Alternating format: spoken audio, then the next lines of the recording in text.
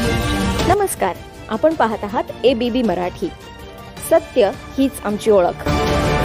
मार्क्सवादी कम्युनिस्ट पक्षाचे आमदार विनोद निकोले यांच्या नेतृत्वाखाली उपविभागीय पोलीस अधिकारी कार्यालय डहाणू येथे विविध मागण्यांसाठी आज आंदोलन करण्यात आले.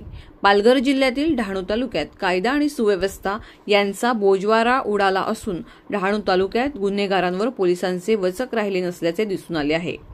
डहाणू तालुक्यात जुगार, मटका, गांजा, चरस विक्री, गुटखा विक्री तसेच गुजरात केंद्रशासित प्रदेशातील बनावट दारू माफियांचा होदोस सुरू असून असे अवैध धंदे जोमाने सुरू आहेत. या सर्व अवैध व्यवसायाला पोलिसांचे संरक्षण आहे की काय असा सवाल सर्वसामान्य जनतेला पडला आहे.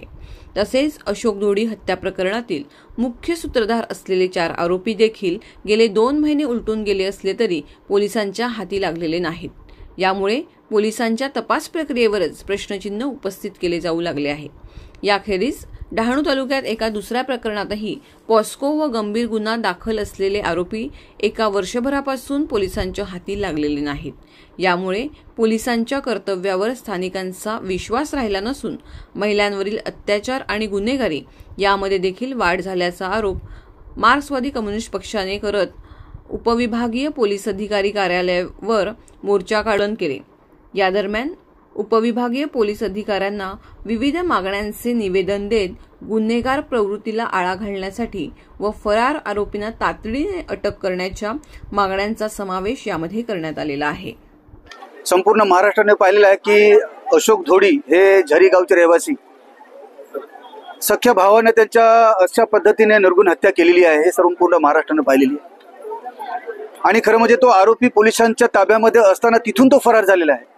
ही सुद्धा तेवढीच गंभीर गोष्ट आहे.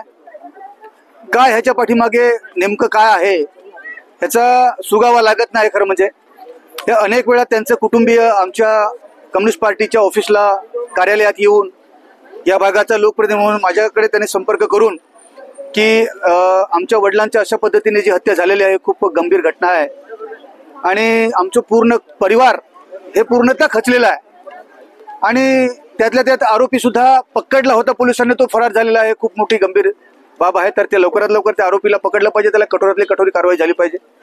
सत्य हीच आमची ओळख. आपण पाहत आहात ABB न्यूज मराठी.